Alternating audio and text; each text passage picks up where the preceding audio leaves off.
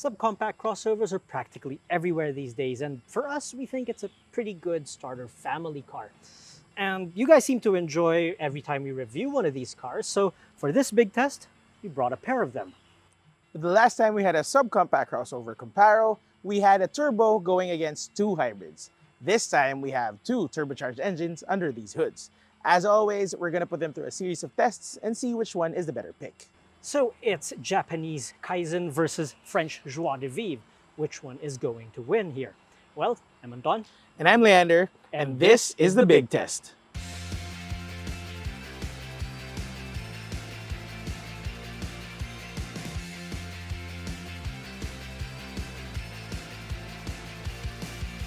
Yes, you don't want that kag all the time from an ABS. Remember driving a pickup here on these roads and it's taka taka taka taka taka.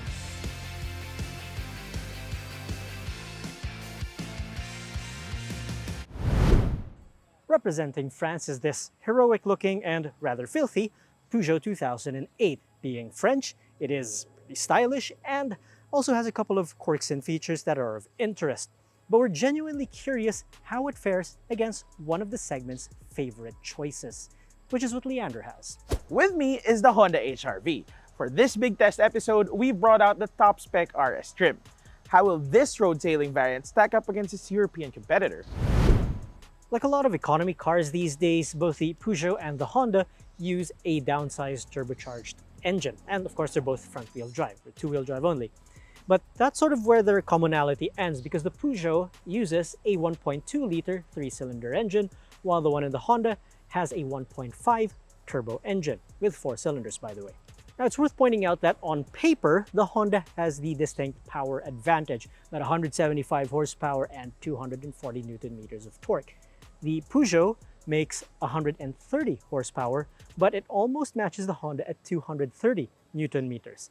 So what we're going to do here is do a 60 to 100 kilometer per hour run to see which one has sort of the better passing power. What do you think is going to happen here? I believe the HR-V is going to smoke the Peugeot. In terms of horsepower, this 1.5-liter turbocharged engine has, I don't know what, 50, 60 horses? Well, more than this is 175 and the Peugeot is 130. All right, so about 40.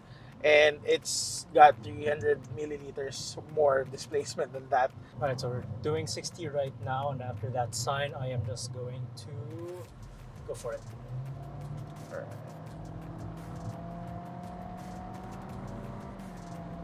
All right. Okay, and that's 100 Ks from the HR-V. What I noticed, we're not on eco mode, but we're not on sport mode either. It's like the regular mode. Typical of any CVT, it builds up the revs first before it actually starts going. Still, I think the bigger displacement, the 40 more horsepower and a lot more torque. This is a spirited engine. I'm sure it's gonna do better. I hope so. Right, it is now the turn of the Peugeot to do the 60 to 100 kilometer per hour run. And as we mentioned, perhaps repeatedly, that this has a pretty massive power deficit, about 45 horsepower, and a deficit of 10 newton meters of torque.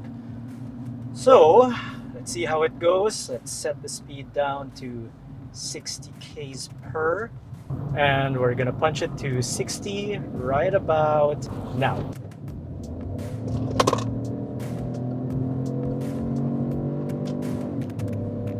It's taking a bit. It's taking a while. You feel that It took a 45 while. horsepower. That difference is Yeah, significant. yeah. 45 horsepower is a lot. Now we know. Forget about the CVT 680 difference. The HR-V just pulls better. Yeah. If your car can get from 0 to 100 in a jiffy, it should also be able to stop just as quickly. So for this next test, we're gonna see which crossover has more stopping power. Right, so braking test time. Well, what we're gonna do is just basically do a full panic stop from 60 kilometers per hour. But why 60 Ks? Because, you know, around provincial roads, there's a sort of nominal speed limit of about 60 Ks an hour. And let's say something crosses right in front of you and you have to do a panic stop. That's full on ABS, pedal to the floor stop, basically. All right, so let's get to it.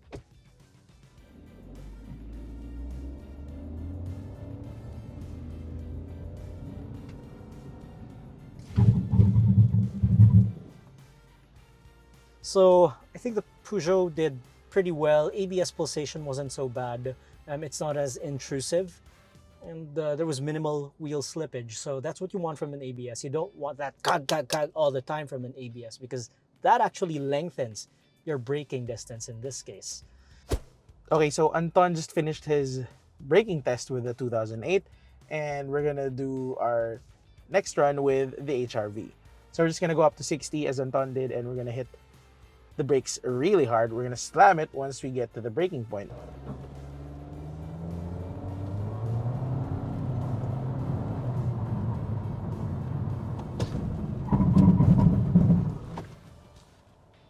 Okay, pretty solid. I didn't feel any wobbles on the steering wheel.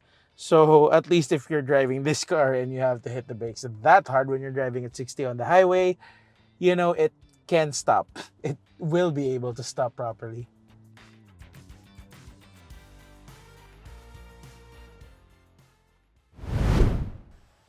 Now, these subcompact crossovers are designed to be daily driven, and that means comfort is of utmost importance.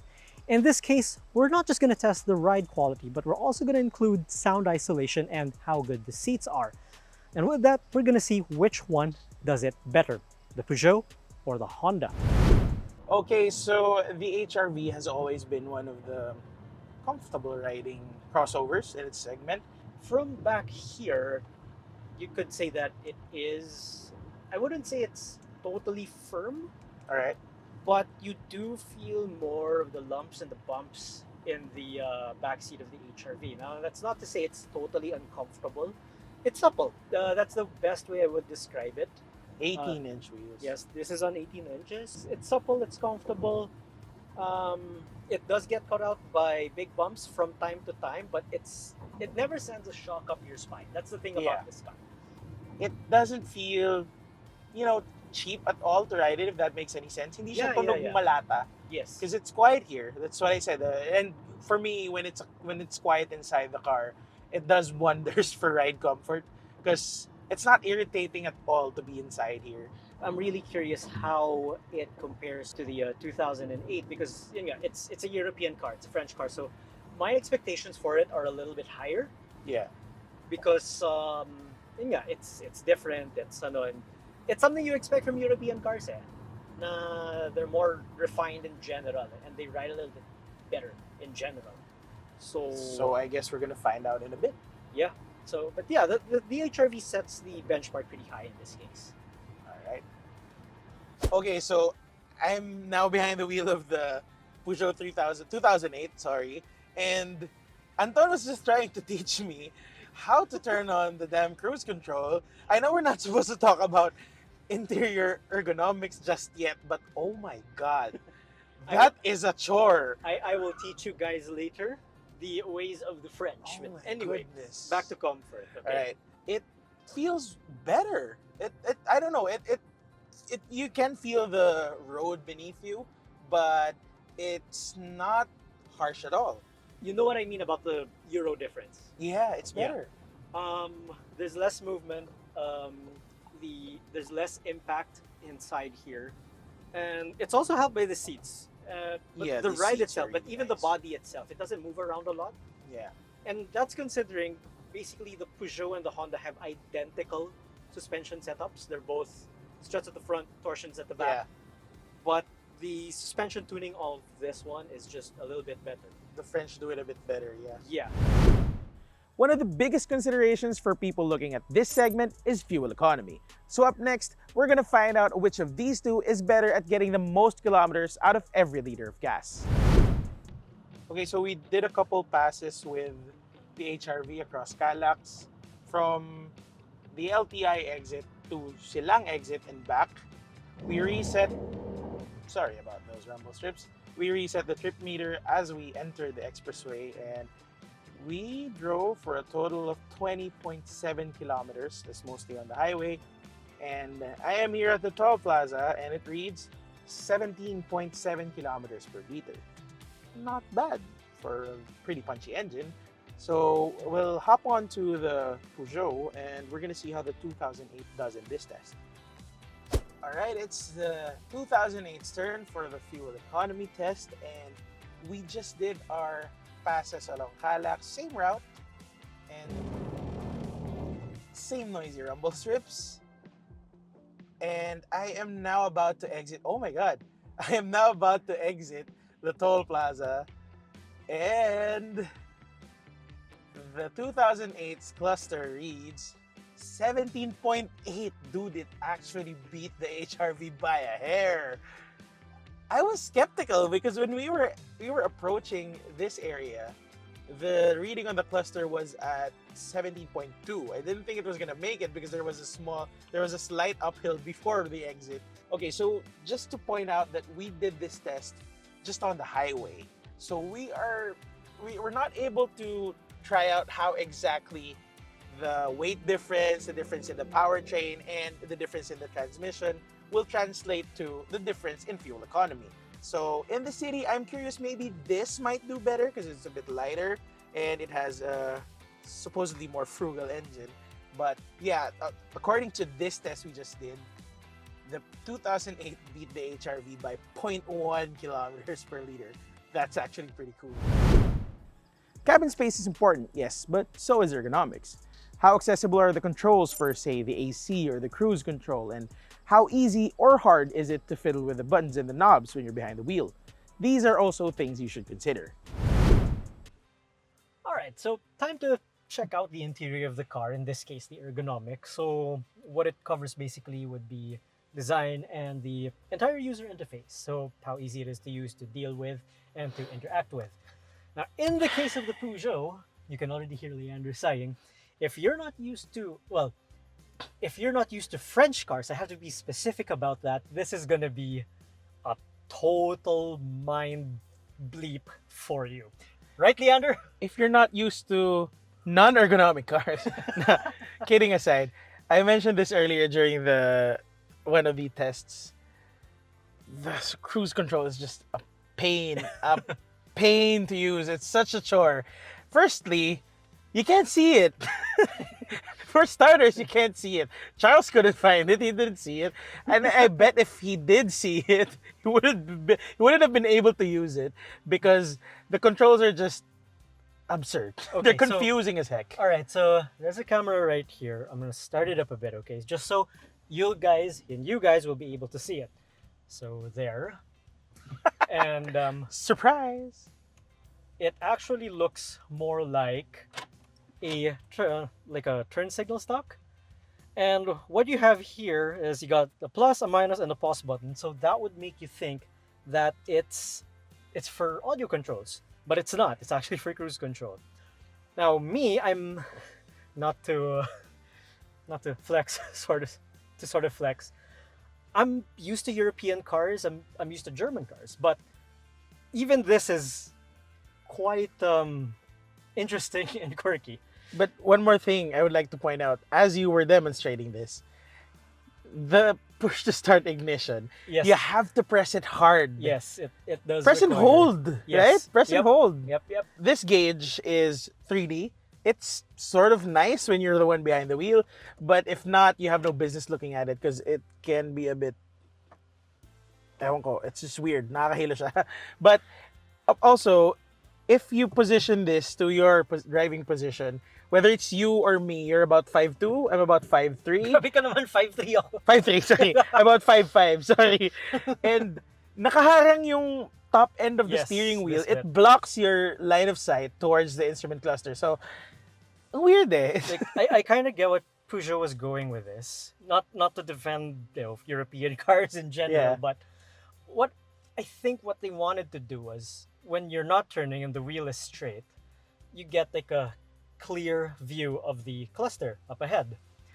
But because we all have our different preferences in their seating position or driving position, it's really bound to block like the bottom Yeah. half of the screen. It will. Aesthetically, it's nice. It's actually pretty pleasing from the driver's side, as Leander mentioned. But I don't know if it's a gimmick for gimmick's sake or Peugeot's just trying to do something different. The only answer I have for that is it's French. Well, I'll give it to them for positioning this head unit towards the driver so you can see it better because it's not the biggest screen. It actually is pretty small, but at least you can see it properly. Yeah. But these are still a no-go for me because you have what's this? This is the off for That's the just to AC, turn it right? on and off. Yeah. And the max. But everything else is here. Yep. You have to go through. Maybe according to their research, that's the better way for them. But for I don't know, for us Asians, I guess, we prefer gold buttons and dials. That's the ergonomics of the Peugeot 2008. Obviously, a mixed bag from the both of us. Yeah. So let's move on to the HRV. All right, so we're now behind the wheel of the HRV, and right off the bat, it feels Normal. a lot more. Yeah, it feels normal. Everything is within reach. You can see everything from here. You have the cruise control settings here, adaptive, by the way. I can't imagine that stock on an adaptive cruise control system. You have the AC controls here, everything within reach from the driver's seat, and Buttons, you have tactile dials, buttons, knobs, and you have no weird airplane like toggles. things on the center console. So it feels normal, but not in not in a bad way whatsoever. Now, immediately, like you can see, like it's a stark difference between the 2008 and this one. Like the Peugeot is very edgy and angular and concept car-y. This is clean, simple, and uncluttered, and that sort of reflects these cars' countries of origins. Yeah, it does. And here you also have, like you said, it's uncluttered. I also see that the buttons are clearly marked. Yes. And you know what they're going You know what they're supposed for. to do. No toggles sticking out from places you wouldn't expect. And actually, cabin materials, it's Pretty solid. again, I appreciate the fact that it has buttons and dials, and not everything has to be shoved in a touchscreen because, okay, when you're driving, sige, kuha na nag-drive ka. So, Leander, adjust the aircon. You don't need to look at all. Yeah. Because this is the knob for the thermostat, this is for the fan, so, no need to look at all. I like the Peugeot's interior because it's different, but the whole ergonomic thing and for people it'll be unergonomic if again they're not used to French models. If you're the kind of person who likes being different for the sake of being different, then okay, By all Peugeot's interior means. is perfect. But this one, just wins hands down in terms of ergonomics. All right. Whether you're a bachelor, a bachelorette, or a parent, you'll want to know how much space there is inside of these subcompact crossovers because you're going to be bound to be carrying passengers in one of these anyway. Now, this is a pretty good test of space efficiency because obviously these cars aren't very big. So it's time to see which one makes the most out of their small footprints. We're done with the front row. We're now here at the back of the HRV. And in terms of interior space, this one just impresses. We've always known that the Hondas, especially this one, has a lot of leg room at the back and decent elbow room, but the only setback really here is headroom. 6-footers, You might have to slouch a little bit, but thankfully there is a ton of leg room inside the HRV. It's a comfortable second row. You have good cushioning, you have armrests, you also have this one if you would like. Although the thing here is it doesn't Lock in place. lock Yeah, here. it flops in Just place. goes all the way down. You have amenities here. You have AC vents, you have 2 USB charging ports, USB-A charging ports. I did notice this, no? The seat height cushion is actually just right, no? Yeah, for the average sized Filipino. Yeah, well, I am below average, but and the seat size itself, you get enough under thigh support. Yeah. Good stuff. But if you do have a fifth passenger, RIP. Yeah. It's not the most comfortable fifth passenger seat, I'm gonna tell you that. I'd prefer having this as a 4-seater crossover. A 4+1. Yeah. So HRV backseat verdict, pleasant place to be in, nice seats, good cushions. Shame about the headroom, but you can't have it all. Let's move on to the 2008. Right, we're now in the 2008, and the windows are tiny, and they actually don't go all the way down. Neither do That's they in the HRV, but this is a small opening. yeah. Space-wise, it is a fair bit tighter. It not just noticeably tighter. Like you feel that it You is feel tighter. you feel it tighter, because the gap between us is smaller now. Legroom is tighter, noticeably tighter. Tighter, so much tighter. Yep. Shoulder room as well. You got these big bulky door cards right here that kind of eat up into that space. But oddly enough, headroom is excellent in So this much better also. 2008.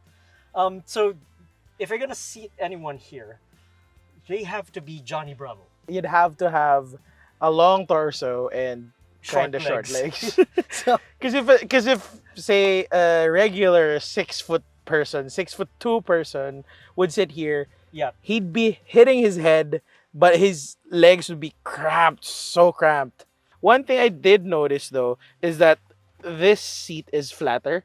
So if you do have a fifth passenger, which we wouldn't recommend, he'd have a sort of a better time. But then again, the tunnel here is higher. Here at the back, it's like, yeah, you got a big bottle holder, you got little tweeters up on the doors, nice touches. However, there is no rear air conditioning vents, and you don't get USB ports here at the back too. Compared to the HRV is a much more hospitable place to be in, no It doubt. is.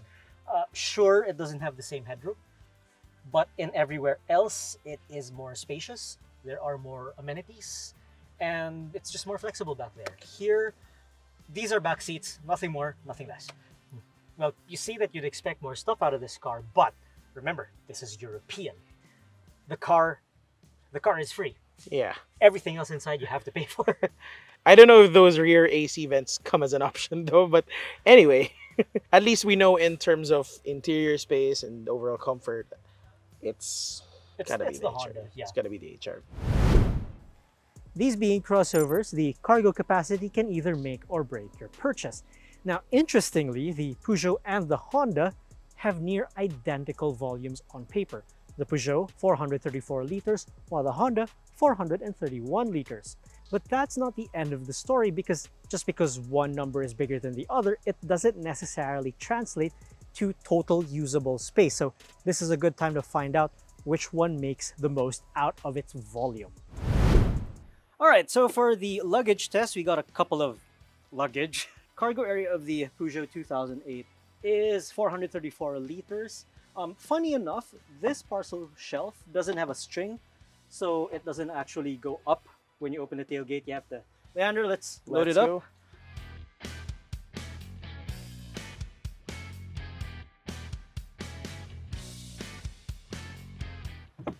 Oh, not Okay. bad. So let's try and close it. Okay. Okay. All your All stuff right. is secured. So the Peugeot fits all the test luggage. Not much Tetris required, surprisingly, considering that the passenger area is actually pretty tight. The cargo area, that's where the Peugeot sort of makes up some extra points. But it's not over yet, because we have to go to the HRV to see how that one fares. So now it's time to try out the cargo space of the HRV. Let's get right to it.